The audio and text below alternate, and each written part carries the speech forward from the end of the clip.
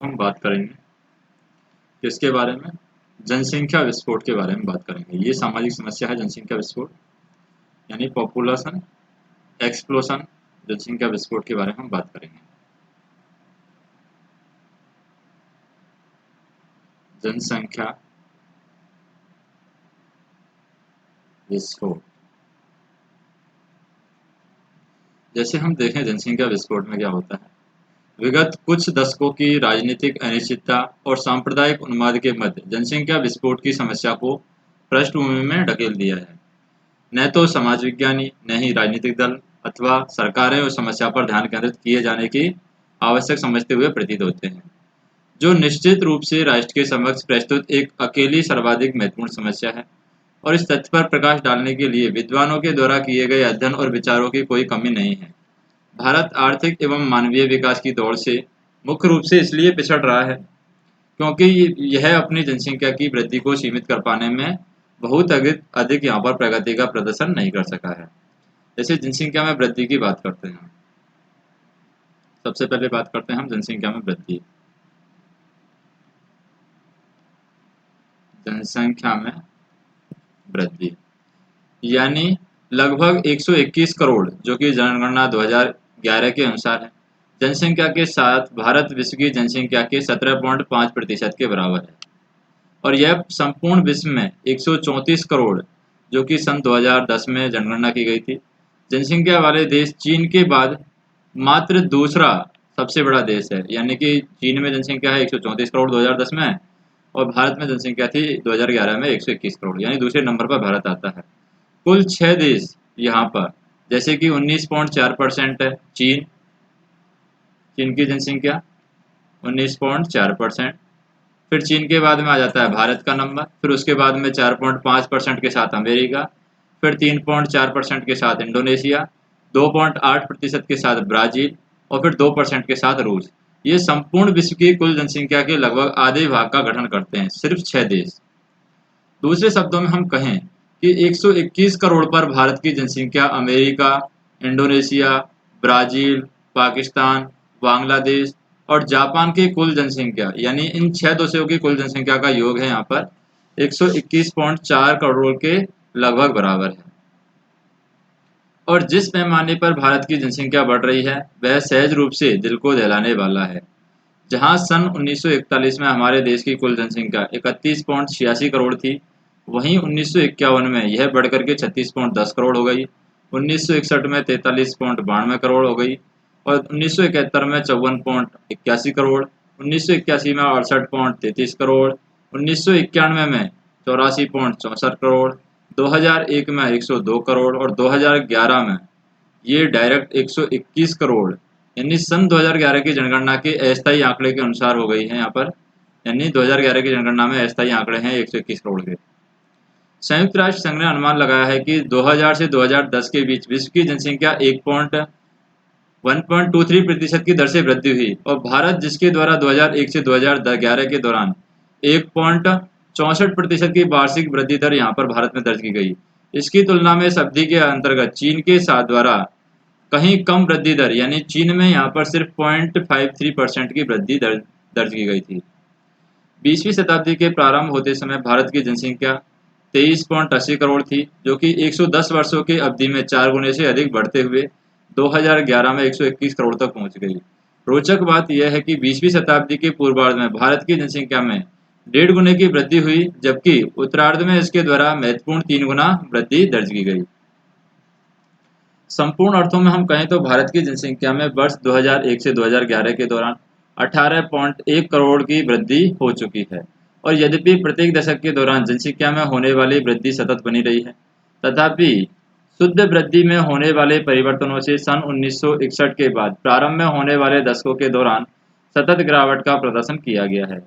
1971 से 1981 के दशक के दौरान 2.79 करोड़ लोग जनसंख्या में जुड़े थे, और वही 1981 से 1991 तथा 1991 से 2001 के बीच यह संख्या कम होकर के 1.92 करोड़ तक आ गई थी। सन 2011 की जनगणना के अस्थायी आंकड़े दर्शाते हैं कि 2001 तथा 2011 के बीच हुई विशुद्ध जुड़ाव इसके पिछले दशक के दौरान हुए जुड़ाव से 8.60 लाख से कम है।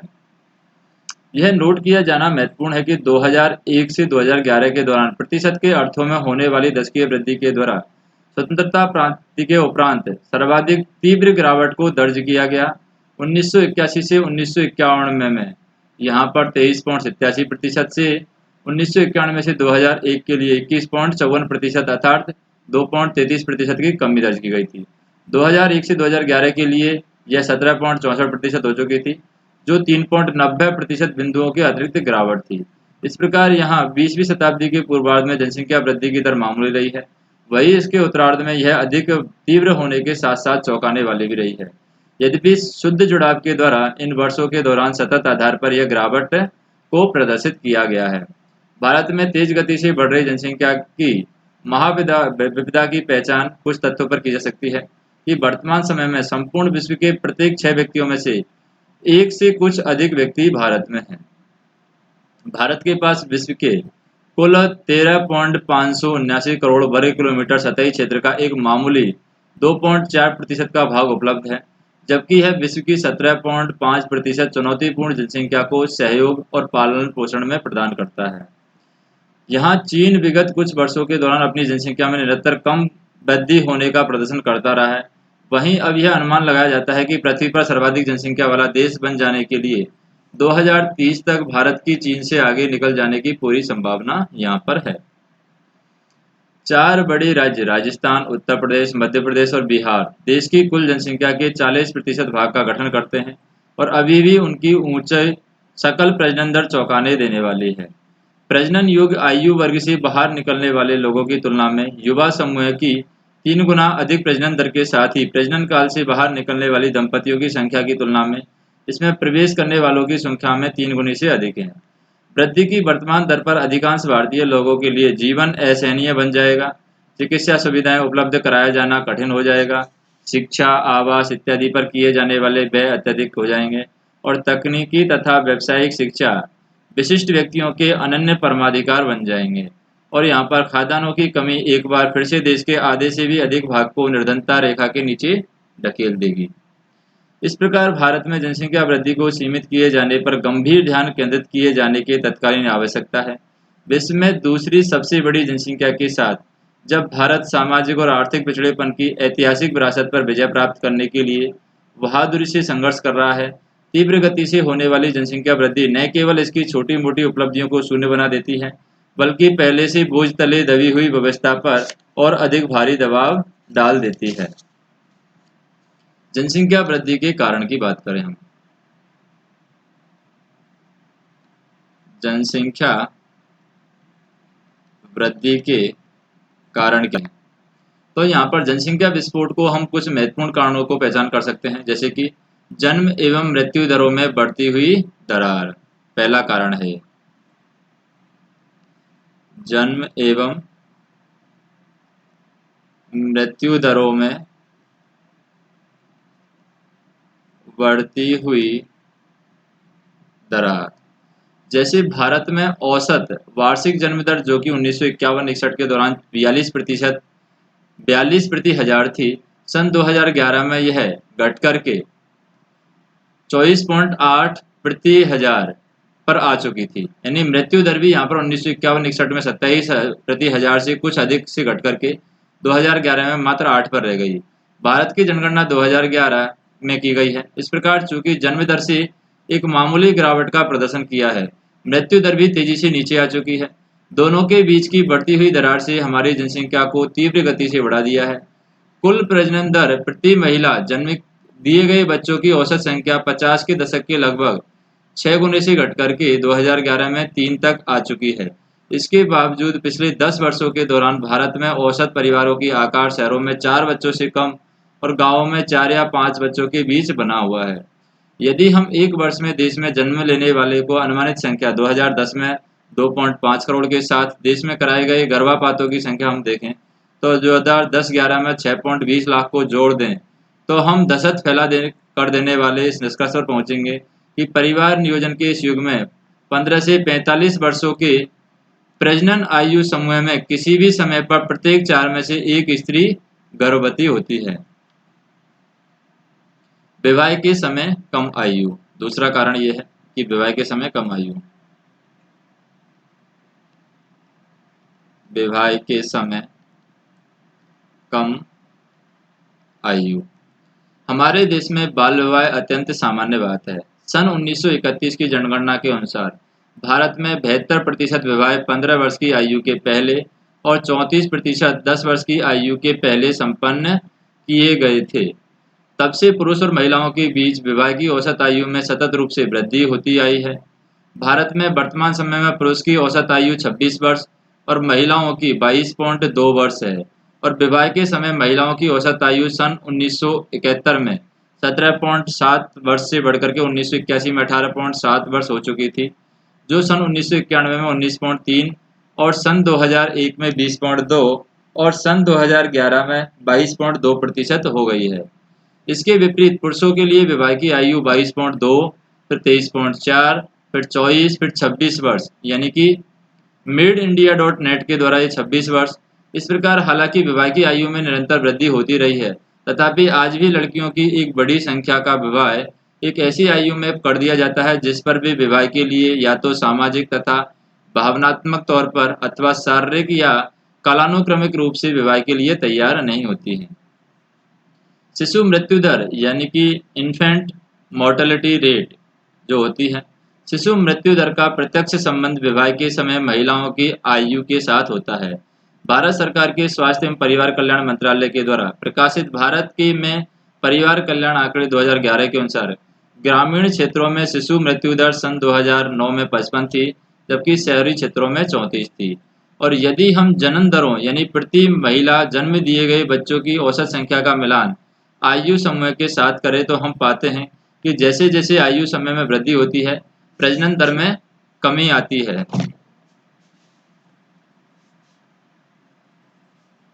तो जैसे जैसे यहाँ पर क्या होता है, आयु में वृद्धि होती है, प्रजनन दर में कमी आती है। यदि जनसंख्या वृद्धि को नियंत्रित किया जाना है तो महिलाओं के विवाह यानी कि शहरी और ग्रामीण दोनों ही क्षेत्रों में 15 से 18 अथवा 18 से 21 वर्ष की आयु समूह की अपेक्षा 21 से 23 या 23 से 25 वर्ष की आयु समूह में किए जाने चाहिए।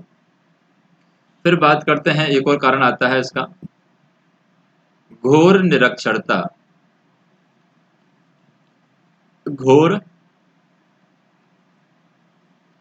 निरक्षरता ये भी एक जनसंख्या वृद्धि का कारण है। परिवार नियोजन का महिलाओं की शिक्षा से सीधा संबंध है। महिलाओं की शिक्षा का सीधा संबंध विवाह की आयु, महिलाओं की आम प्रतिष्ठा और उसकी जनन क्षमता और शिशु मृत्यु दर इत्यादि से है। सन 2011 की जनगणना की अस्थायी रिपोर्ट के अनुसार भारत में कुल साक्षरता का प्रतिशत 74.07 रहा है, जो 10 वर्ष पूर्व के 64.83% की तुलना में अधिक है। पुरुष साक्षरता का प्रतिशत यहाँ पर 82.14% है, जबकि महिलाओं की साक्षरता का प्रतिशत 65.46 है। शिक्षा किसी भी व्यक्ति के उदार, खुले दिमाग वाला, नए विचारों को ग्रहण करने वाला और तार्किक बनाती है। यदि पुरुष तथा महिलाएं दोनों ही शिक्षित होंगे तो वे अपने लिए परिवार नियोजन के तर्क को सरलता से समझ लेंगे, किंतु यदि उनमें से कोई एक या दोनों ही निरक्षर हों तो अधिक रूढ़िवादी, अतार्किक और धार्मिक विचारों वाले होंगे। और इस तथ्य से स्पष्ट हो जाता है कि केरल, जहां कुल साक्षरता 92.92% थी, जहां महिला साक्षरता की दर 91.98% थी, सन 2009 में वहां जन्म दर सबसे कम यानी 14.70 प्रति हजार थी, जबकि राजस्थान में महिलाओं की साक्षरता दर भयावह रूप से 52.66% यानी सन 2009 में थी, जो देश में तीसरी सर्वाधिक जन्म दर यानी 27.20% को प्रस्तुत करती है। सर्वाधिक जन्म दर को उत्तर प्रदेश में दर्ज किया जाता है 28.70%, जिसके बाद मध्य प्रदेश में 27.70% का स्थान है। ये सांख्यिकी आंकड़े अन्य राज्यों में से अधिकांश पर लागू होते हैं। फिर हम बात करें परिवार नियोजन के प्रति धार्मिक विचार, ये चौथा कारण है। परिवार नियोजन के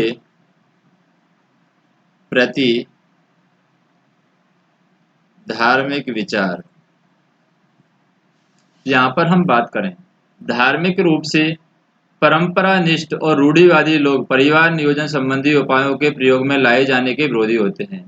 ऐसी महिलाएं देखने को मिलती हैं जो परिवार नियोजन का पक्ष मात्र इसलिए नहीं लेती क्योंकि वे भगवान की इच्छा के विरुद्ध नहीं जा सकती, कुछ ऐसी भी महिलाएं हैं जो यह तर्क देती हैं कि महिलाओं के जीवन का उद्देश्य ही बच्चों को जन्म देना है।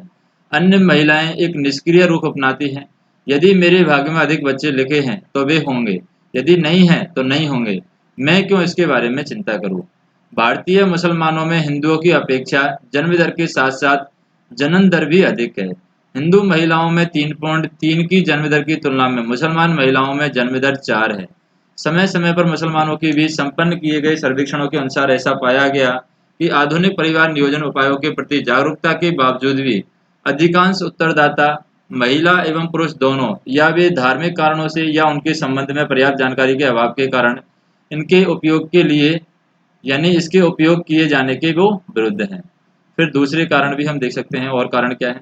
जनसंख्या वृद्धि के लिए जिम्मेदार अन्य कारणों में कुछ इस प्रकार हैं, जैसे कि संयुक्त परिवार प्रणाली तथा इन परिवारों में अपने बच्चों के पालन पोषण के लिए युवा दंपतियों में जिम्मेदारी का अभाव, मनोरंजन सुविधाओं का अभाव, सूचना का अभाव, पुरुष एवं महिला नसबंदी इत्यादि के विपरीत प्रभावों के संबंध में गलत जानकारी।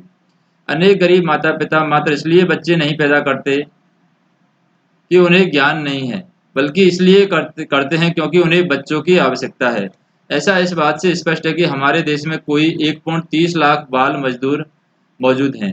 यदि परिवार बच्चों को काम करने से रोक देते हैं तो उनकी पारिवारिक आय की पूर्ति नहीं हो सकती। गरीब लोगों के द्वारा अधिकाधिक बच्चों को पैदा किया जाना जनसंख्या गरीबी के सह संबंध के विरोधाभास को प्रकट करता है।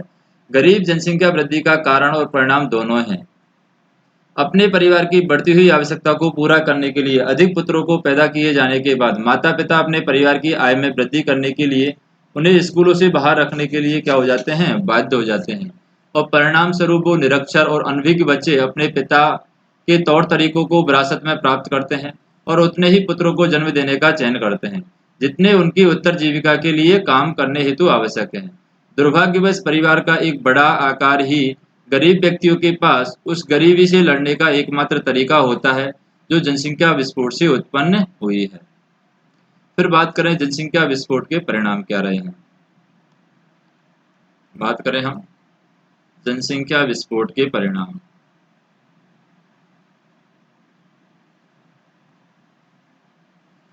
जनसंख्या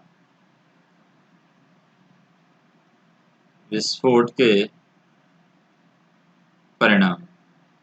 जैसे जनसंख्या वृद्धि का लोगों के जीवन स्तर पर सीधा प्रभाव पड़ता है।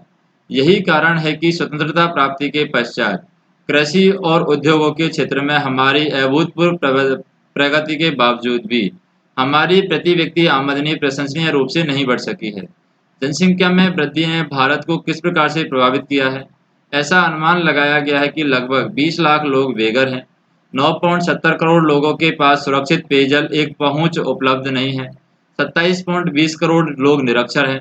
5 वर्ष से कम आयु वाले 43% बच्चे कम शारीरिक वजन वाले हैं। और अंतर्राष्ट्रीय मानव विकास सूचकांक में पूरे देश की स्थिति 136वीं है। हमारे नगरों को विस्मित कर देने वाली भीड़-भाड़, जो कि मलिन बस्तियों के प्रसार के साथ ही कैंसर की तरह अनियंत्रित रूप से बढ़ रही है, इन्होंने परिवहन, बिजली और अन्य सेवाओं की वस्तुतः ध्वस्त कर दिया है। इससे शहरी और अर्ध शहरी क्षेत्रों में अपराध और हिंसा में वृद्धि हुई है। यह सब हमारे देश में लगभग 1.60 करोड़ व्यक्तियों के बढ़ जाने का परिणाम है। यदि जनसंख्या में इसी दर से वृद्धि होना जारी रहा तो अब से कुछ वर्षों के बाद हमारे पास बेरोजगार, भूखे, निराश व्यक्तियों की एक फौज खड़ी हो जाएगी जो देश की सामाजिक, आर्थिक और राजनीतिक प्रणालियों और संस्थाओं की जड़ों को हिलाकर रख देगी। सभी क्षेत्रीय मांगों का एक संख्यात्मक आयाम होता है, चाहे वो शिक्षा हो, नियोजन, स्वास्थ्य, आवास, जलापूर्ति या कोई भी अन्य क्षेत्र हो। चिरस्थायी प्रश्न यह है कि कितनों के लिए, यहाँ तक कि आज की 121 करोड़ की जनसंख्या है, सबके लिए रोजगार अथवा आवास अथवा स्वास्थ्य कार्यक्रमों के संबंध में सोचा जाना ही निरर्थक है। विशेष तौर पर जब प्रतिवर्ष इसमें 2 करोड़ लोग और जुड़ जाएंगे, उन्हें भी समायोजित करना पड़ेगा। ऐसा अनुमान लगाया जाता है कि हमारे देश में लगभग 10 करोड़ लोगों को प्रत्येक वृद्धि पर हमें 1.50 लाख प्राथमिक और माध्यमिक स्कूल, 10,000 उच्च माध्यमिक स्कूल, 50 लाख प्राथमिक एवं माध्यमिक स्कूल, 1.5 लाख उच्च माध्यमिक स्कूल और 5,000 अस्पतालों तथा औषधालय, 2,000 प्राथमिक स्वास्थ्य केंद्र, अस्पताल में 2 लाख जो शैयाएं हैं, शयनयान यानी कि सोने के लिए, 50,000 चिकित्सक, 25,000 नर्स, 2 करोड़ टन अनाज और 25,000 मीटर कपड़े और 2.5 करोड़ मकानों की आवश्यकता होगी।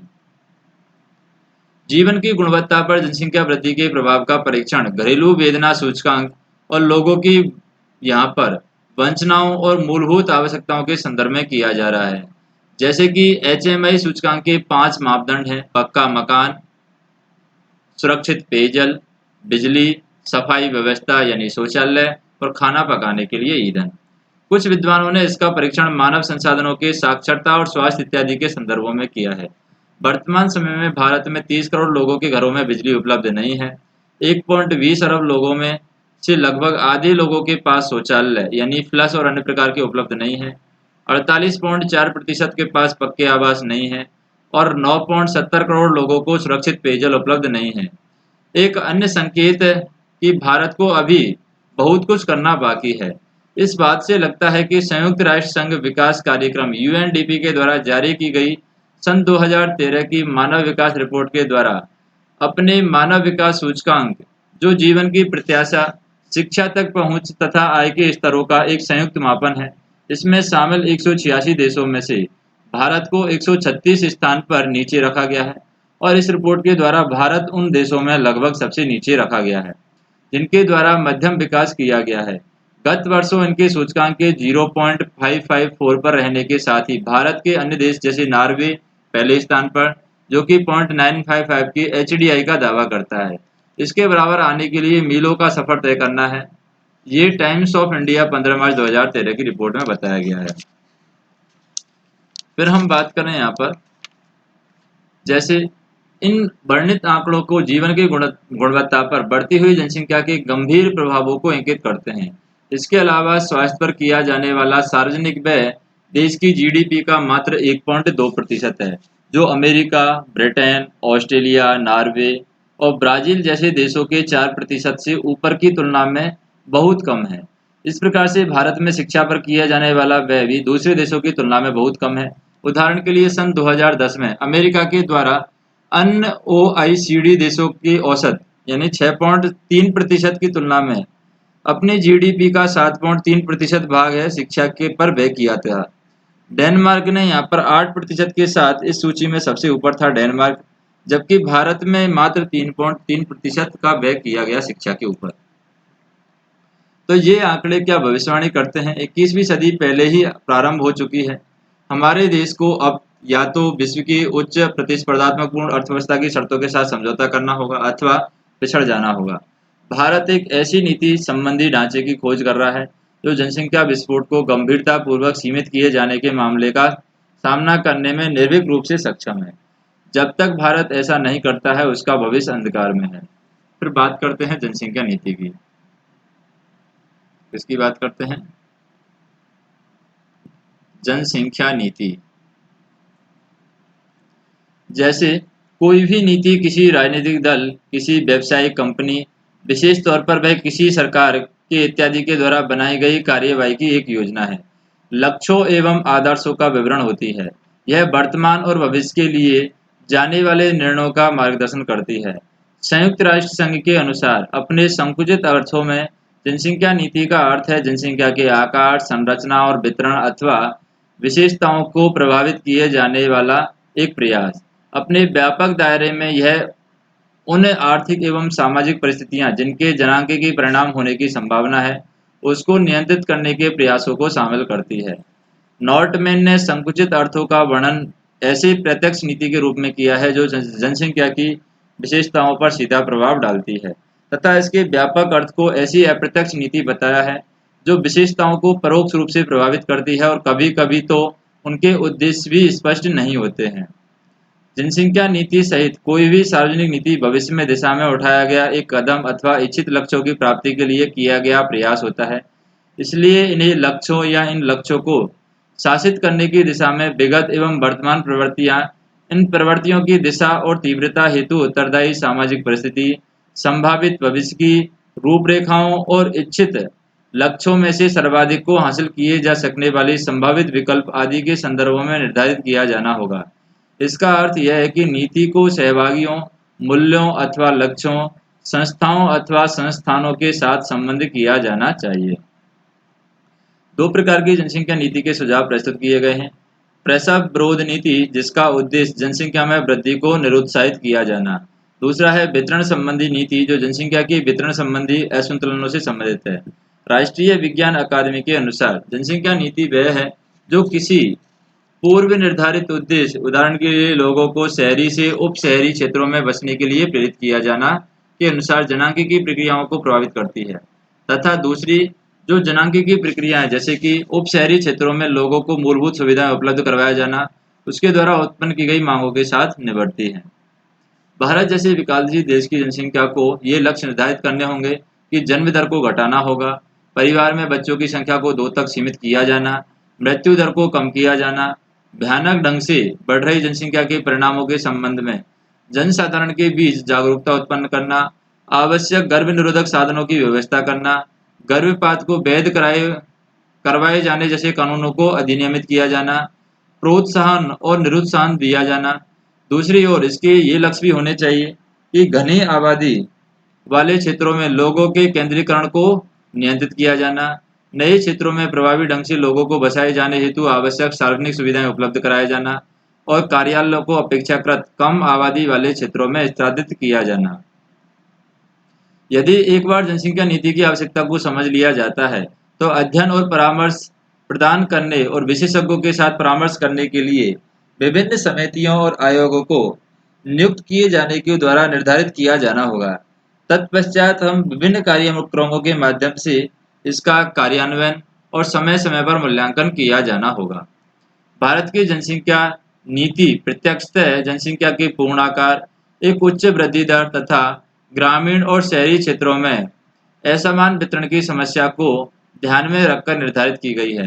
चूंकि हमारी नीति का लक्ष्य है जीवन की गुणवत्ता में वृद्धि किए जाने तथा व्यक्तियों की सुख शांति में वृद्धि किए जाने का है, अतः इसे व्यक्तियों की व्यक्तिगत सिद्धि और सामाजिक प्रगति की प्राप्ति के बड़े उद्देश्य को प्राप्त किए जाने का एक साधन के रूप में कार्य करना था। प्रारंभ में सन 1952 में बनाई गई नीति प्रकृति में तदर्थ, लचीली एवं प्रयास एवं भूल पद्धति पर आधारित थी। क्रमशः इसका स्थान और अधिक वैज्ञानिक नियोजन के द्वारा ले लिया गया। राष्ट्रीय योजना समिति सन 1938 में भारतीय राष्ट्रीय कांग्रेस के द्वारा नियुक्ति के द्वारा सन 1940 में राधा कमल मुखर्जी की अध्यक्षता में जनसंख्या पर नियुक्ति की गई उप समितियों के द्वारा आत्म संयम, संतति निग्रह के लिए सस्ते और सुरक्षित तरीकों की जानकारी का प्रसार किए जाने तथा संतति निग्रह चिकित्सालयों की स्थापना किए जाने पर बल दिया गया है। इससे विवाह की आयु के ऊपर किए जाने, बहुविवाह को यहाँ पर निरुत्साहित किए जाने और संचारी रोगों से पीड़ित व्यक्तियों के बाध्यकरण के लिए सुविधाजनक कार्यक्रम तैयार किए जाने की सिफारिश की गई है। सरकार के द्वारा नियुक्त किए गए सन 1946 की भोर समिति ने आत्म संयम दृष्टिकोण की आलोचना की है और परिवारों के सहकल्पित परिसीमन का समर्थन किया है। स्वतंत्रता प्राप्ति के पश्चात हम बात करें, स्वतंत्रता प्राप्ति के पश्चात सन 1952 में एक जनसंख्या नीति समिति और सन 1953 में एक परिवार नियोजन अनुसंधान एवं कार्यक्रम समिति का गठन किया गया। सन 1956 में एक केंद्रीय परिवार नियोजन परिषद की स्थापना की गई, जिसने वंध्याकरण पर बल दिया और सन 1960 के दशक के दौरान एक यथोचित कालावधि में जनसंख्या वृद्धि को स्थिर किए जाने के लिए एक कहीं अधिक सशक्त परिवार नियोजन कार्यक्रम की वकालत की गई। और जहां पहले सरकार के द्वारा ऐसा मान लिया गया कि परिवार नियोजन कार्यक्रम के द्वारा लोगों के बीच काफी अभिप्रेरणा उत्पन्न कर ली गई है, सरकार का मात्र गर्भ निरोध के लिए सुविधाएं ही उपलब्ध करवानी है, वही यह महसूस किया गया कि लोगों को प्रेरित किए जाने की आवश्यकता है कि जनसाधारण को शिक्षित किया जाना चाहिए। चौथी पंचवर्षीय योजना का प्राथमिक उद्देश्य था सन 1974 तक वार्षिक जन्म दर को घटा करके यहाँ पर 32 तक किया जाना और परिवार नियोजन का उच्च प्राथमिकता यहाँ पर प्रदान की गई। और सन 1971 में गर्भ की चिकित्सीय समापन अधिनियम पारित कर दिया गया। पांचवी पंचवर्षीय योजना के द्वारा परिवार नियोजन कार्यक्रम को मां एवं शिशु स्वास्थ्य कार्यक्रम के साथ यहाँ पर एकीकृत कर दिया गया। अप्रैल 1976 में स्वास्थ्य एवं परिवार नियोजन मंत्री करण सिंह ने संसद के समक्ष राष्ट्रीय जनसंख्या नीति को प्रस्तुत किया और जिसे सरकारी एवं गैर सरकारी संगठनों, शिक्षा संस्थानों और साथ ही साथ प्रतिष्ठित जो भी यहाँ पर क्या थे, प्रतिष्ठित जनसांख्यिकीविदों और अर्थशास्त्रियों के साथ लंबे समय तक चले और गहन परंपराओं के यहाँ पर परामर्शों के बाद निर्धारित किया गया कि इस नीति के द्वारा विवाह योग्य आयु में वृद्धि किए जाने और परिवार के बारे में बात करें कि परिवार नियोजन के क्षेत्र में बेहतर प्रदर्शन करने वाले राज्यों के लिए वित्तीय प्रोत्साहन को लागू किए जाने, महिला साक्षरता में सुधार पर विशेष ध्यान दिए जाने और समस्त उपलब्ध माध्यम जैसे रेडियो, टेलीविजन, प्रेस और सिनेमा के माध्यम से सार्वजनिक शिक्षा दिए जाने और पुरुष और महिला नसबंदी के अपनाए जाने के लिए प्रत्यक्ष मौद्रिक प्रोत्साहनों को लागू किए जाने, प्रजनन, जीव विज्ञान और गर्भ निरोध में अनुसंधान की दिशा में नया जोर दिए जाने जैसे कार्यक्रमों का एक व्यापक वर्णक्रम अपने साथ सम्मिलित किया गया। यद्यपि इस नीति का अनुमोदन संसद के द्वारा कर दिया गया, तथापि इसे एक ऐसे समय पर नियोजित किया गया जब आपातकाल लागू था। जैसा कि पहले भी यहाँ पर उल्लेखित किया जा चुका है कि भारतीय युवा कांग्रेस के अध्यक्ष संजय गांधी के नेतृत्व में चलाए गए नसबंदी अभियान के तहत इतनी अधिक ज्यादतियां की जा चुकी थी कि लोगों के द्वारा उन्हें शत्रुतापूर्ण मान लिया जाने लगा। भारत में उत्तरी राज्यों में कुछ में इस कार्यक्रम को इतने अधिक ईर्ष्यापूर्ण और असंवेदनशील तरीके से लागू किया गया कि आपातकाल के पश्चात सन 1977 के चुनावों के दौरान ये ज्यादतियां एक महत्वपूर्ण चुनावी मुद्दा बन गई और केंद्र में कांग्रेस चुनाव हार गई। और सन 1980 में जब इंदिरा गांधी पुनः सत्ता में वापस लौटी तो परिवार नियोजन कार्यक्रम की समीक्षा किए जाने के अपने वादे के संबंध में अत्यधिक सतर्क और निरुत्साहित बन गई और तब से राज्य में लगभग सभी सरकारें, केंद्र सरकार इतनी अधिक एक तरफा हो गई है कि जनसंख्या वृद्धि की दर जिसके 1% से नीचे गिर जाने की आशा की गई थी, अभी भी 1.64% पर बनी हुई है। संक्षेप में यहाँ पर राष्ट्रीय जनसंख्या आयोग के अनुसार भारत में जनसंख्या नीति के कुछ मील के पत्थरों को यहाँ पर गिना जा सकता है, जैसे कि 1946 में बोर्ड समिति की रिपोर्ट, 1952 में परिवार नियोजन कार्यक्रम का प्रारंभ किया जाना, 1976 में राष्ट्रीय जनसंख्या नीति का बयान, 1977 में परिवार कल्याण कार्यक्रम पर नीतिगत बयान। दोनों ही बयानों को संसद के पटल पर रखा गया, किंतु इन पर कभी भी चर्चा नहीं की गई और न ही इन्हें कभी अपनाया गया। 1983 में राष्ट्रीय स्वास्थ्य नीति के द्वारा स्वैच्छिक प्रयासों के माध्यम से तथा जनसंख्या स्थिरीकरण के लक्ष्य को दिशा में अग्रसर होते छोटे परिवारों के मानक को हासिल किया जाना। स्वास्थ्य नीति को अपनाए जाते समय संसद में एक पृथक राष्ट्रीय जनसंख्या नीति की आवश्यकता पर बल दिया गया।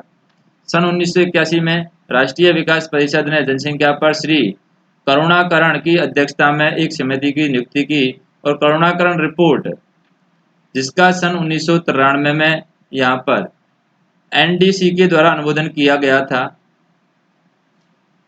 उनके विचार के अनुसार विकास, जनसंख्या वृद्धि और पर्यावरण संरक्षण की एक दीर्घकालीन समग्र विचार को अपनाए जाने और कार्यक्रम के निर्धारण के लिए नीतियों और मार्गदर्शन सुझाने एवं अल्प, मध्यम और दीर्घकालीन दृष्टिकोण और लक्ष्यों को अपनाए जाने के लिए एक राष्ट्रीय जनसंख्या नीति को निर्धारित किए जाने का प्रस्ताव प्रस्तुत किया गया है। और यह तर्क दिया गया है कि सन 1976 एवं 1977 के पहले वाले नीतिगत बयानों को पटल पर रखा गया था। हालांकि संसद के द्वारा यहाँ पर कभी भी न तो उस पर चर्चा की गई न ही उसे अपनाया गया। विशेष तौर पर यह सिफारिश की गई कि जनसंख्या पर एक राष्ट्रीय नीति को सरकार के द्वारा निर्धारित किया जाना चाहिए और संसद के द्वारा उसे अपनाया जाना चाहिए। सन 1993 में एम.एस. स्वामीनाथन की अध्यक्षता में एक विशेषज्ञ समूह को एक राष्ट्रीय जनसंख्या नीति का मसौदा तैयार करने के लिए कहा गया, जिस पर पहले मंत्रिमंडल और फिर संसद के द्वारा चर्चा की जानी थी। सन 1994 की हम बात करें, सन 1994 में एम.एस. स्वामीनाथन की अध्यक्षता के द्वारा एक विशेषज्ञ समूह के द्वारा एक रिपोर्ट प्रस्तुत की गई और इस रिपोर्ट को संसद के सदस्यों के बीच प्रचारित किया गया। केंद्रीय तथा प्रांतीय एजेंसियों ने टिप्पणियों को आमंत्रित किया और यह आशा की कि एनडीसी एवं संसद द्वारा स्वीकृत एक राष्ट्रीय जनसंख्या नीति एक व्यापक राजनीतिक सहमति प्राप्त किए जाने में सहायक होगी। स्वामीनाथन समिति के द्वारा प्रस्तुत समीक्षा नीति के द्वारा स्वास्थ्य के प्रति एक समग्र दृष्टिकोण और नीति को लागू किए जाने के लिए कुछ ढांचागत परिवर्तनों का सुझाव दिया गया और इस समिति के द्वारा सुझाए गए महत्वपूर्ण उपाय इस प्रकार हैं कि सन 2010 तक 2.1 की कुल प्रजनन दर क्षमता को प्राप्त किए जाने के द्वारा जनसंख्या को स्थिर करना, तीव्र तथा न्यूनतम आवश्यकता को पूरा करने संबंधी कार्यक्रम को लागू किया जाना, ऊर्ध्वाधर संरचना युक्त वर्तमान परिवार कल्याण कार्यक्रम के स्थान पर पंचायती नगर पालिकाओं एवं राज्य की विधायिकाओं के माध्यम से किए गए विकेंद्रीकृत लोकतांत्रिक नियोजन को लागू यहाँ पर किया जाना, सभी एजेंसियों को जनसंख्या नियंत्रण उपायों में संलिप्त किया जाना और सभी एजेंसियों को यहाँ पर प्रजनन क्षमता दर के राष्ट्रीय औसत को हासिल किए जाने के लक्ष्य को छोड़कर विशेष गर्भ निरोधक विधियों के उपयोग के लिए केंद्र एवं राज्य सरकार के द्वारा लक्ष्यों को निर्धारित किए जाने के विचार को परित्याग किया जाना, गर्भ निरोधकों के उपयोगकर्ताओं एवं अभिप्रेरकों को नकद एवं वस्तु के रूप में प्रोत्साहन दिए जाने को बंद किया जाना, इसके स्थान पर एक जनसंख्या एवं सामाजिक विकास निधि की स्थापना सरकार एवं अंतर्राष्ट्रीय दानकर्ता एजेंसियों से उपलब्ध होने वाले धन से की जा सकती है। इस निधि का उपयोग गांव, कस्बे, जिला और राज्य स्तरीय सामाजिक जनसंख्याई मांगों के प्रभावी कार्यान्वयन से विद्यमान अंतरालों को दूर करने के लिए किया जाना है। देश की जनसंख्या नीति को नियोजित, क्रियान्वित और उसकी निगरानी किए जाने के लिए एक प्रांतीय जनसंख्या एवं सामाजिक विकास आयोग की नियुक्ति किया जाना और पीएचडीसी की उप समितियों की भी स्थापना राज्य, जिला और पंचायती स्तरों पर की जाएगी।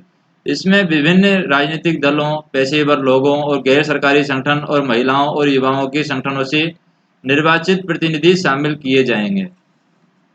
परिवार नियोजन मात्र महिलाओं की जिम्मेदारी बनकर रह गई, इसलिए परिवार को सीमित किए जाने का संपूर्ण उत्तरदायित्व महिलाओं पर डाले जाने की प्रकृति पर रोक लगाए जाने की आवश्यकता है। जनसंख्या कल्याण के क्षेत्र में राष्ट्रीय जनसंख्या नीति एक अनिवार्य अंग लगाए जाने के लिए समिति के द्वारा निर्धारित किए गए कुछ सामाजिक कार्य, आर्थिक एवं चिकित्सा संबंधी लक्ष्य इस प्रकार से हैं कि 18 वर्ष से कम आयु वाले बालिकाओं के विवाह की घटनाओं को शून्य तक किया जाना चाहिए। प्रशिक्षित कर्मियों के द्वारा संपन्न कराए गए प्रसव को 100% तक बढ़ाया जाना चाहिए। शिशु एवं मातृत्व मृत्यु दरों को कम किया जाना चाहिए। क्षय रोग, पोलिया, डिप्थीरिया, काली खांसी, टिटेनस और खसरे के विरुद्ध बच्चों को सार्वभौमिक टीकाकरण किया जाना चाहिए। सभी के लिए प्राथमिक स्वास्थ्य देखभाल का प्रबंध किया जाना चाहिए। जन्म को सीमित किए जाने पर सभी व्यक्तियों को जानकारी प्रदान किया जाना ताकि वे अपने परिवार को नियोजित करने के लिए सर्वोत्तम विकल्प प्राप्त कर सकें। गुणवत्ता युक्त गर्भ निरोधक सेवाओं के सार्वभौमिक आधार पर उपलब्ध करवाया जाना और उन तक पहुंच प्रदान किया जाना। प्राथमिक शिक्षा का सार्वभौमिकरण। किंतु विशेषज्ञों ने समिति की सिफारिश की आलोचना की है और सुझाव दिया है कि उन्हें सिरे से यहाँ पर अस्वीकार कर दिया जाना चाहिए। इसके प्रमुख तर्क हैं रिपोर्ट में गहन विश्लेषण, औचित्य और तत्कालिकता का अभाव है। सुझाया गया कि दृष्टिकोण विशुद्ध रूप से प्रबंधात्मक है और स्पष्ट की गई रणनीति पहले विफल हो चुके हैं। इस सूत्र की पुनरावृत्ति मात्र है। विकास सबसे अच्छा गर्भ निरोधक है। न्यूनतम आवश्यकताओं का जनसंख्या नियंत्रण के साथ कोई संबंध नहीं है। वे सभी लक्ष्य जो पहले अनेक राजनीतिक वायदों के साथ 8 पंचवर्षीय योजनाएं और 11 आम चुनावों के साथ विगत 4 दशकों से अधिक समय के दौरान हासिल नहीं किए जा सके हैं, सन 2010 के बाद किस प्रकार से प्राप्त किया जा सकेगा। वह भी तब जब हमारी जनसंख्या पहले के 97.5 करोड़ यानी 1996 के आंकड़े को पार कर चुकी है, जिसमें लगभग 32 करोड़ लोग अभी भी गरीबी रेखा के नीचे हैं। कोई भी राजनीति प्रेरित जनसंख्या आयोग अप्रभावी रहेगा। समिति ने ऐसे लोगों के लिए किसी भी हतोत्साहन की सिफारिश नहीं की है जिन्होंने परिवार नियोजन के प्रतिमानों का उल्लंघन किया है। करुणाकरण समिति ने अलोकप्रिय होते हुए भी हतोत्साहन के लागू किए जाने को प्रस्तावित किया है ताकि परिवार नियोजन कार्यक्रम को और अधिक प्रभावशाली एवं तीव्रता के साथ कार्य करने वाला बनाया जा सके। ऐसा एक कार्यक्रम राजस्थान सरकार के द्वारा लागू किया गया जिसके अनुसार कोई भी ऐसा व्यक्ति जिसके 3 से अधिक संतान हो कोई भी चुनाव नहीं लड़ सकता। और हालांकि यह कार्यक्रम मात्र कागजों में सिमट कर रह गया है, व्यवहार में इसे लागू किया जाना अभी भी शेष है। रिपोर्ट यह भी स्पष्ट नहीं करती कि तीव्र गति से होने वाली जनसंख्या वृद्धि को नियंत्रित कर पाने में हम क्यों विफल रहे हैं। यद्यपि भारत में सन 1951 से ही जनसंख्या कार्यक्रम अबाधित रूप से चलाए जाते रहे हैं, क्या यह विफलता प्रशासनिक व्यवस्था में कमी के कारण हुई है? हालांकि गलत नीतियां और दोषपूर्ण क्रियान्वयन के कारण यह एक मौलिक प्रश्न है जिसकी रिपोर्ट के द्वारा अपेक्षा की गई है। इस विश्लेषण के बिना कि वे ढांचागत परिवर्तन जिन्हें रिपोर्ट में प्रस्तावित किया गया है पूरी तरीके से असंगत हो सकते हैं। और हम बात करें भारत में जनसंख्या नियंत्रण की सफलता की राह में सबसे बड़ी बाधा है राजनीतिक उदासीनता। किंतु समिति के द्वारा इस पहलू पर कोई महत्व नहीं दिया गया है। राजनीतिक नेताओं को ऐसी विधायी उपायों को अधिनियमित करवाए जाने के लिए दृढ़ होना चाहिए जो इस मुद्दे को तत्कालिकता पर केंद्रित हो।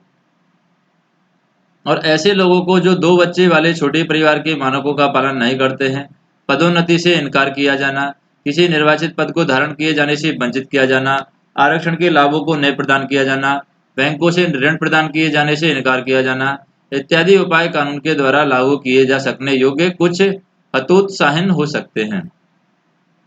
सन 1997 की बात करें हम, सन 1997 में भारत की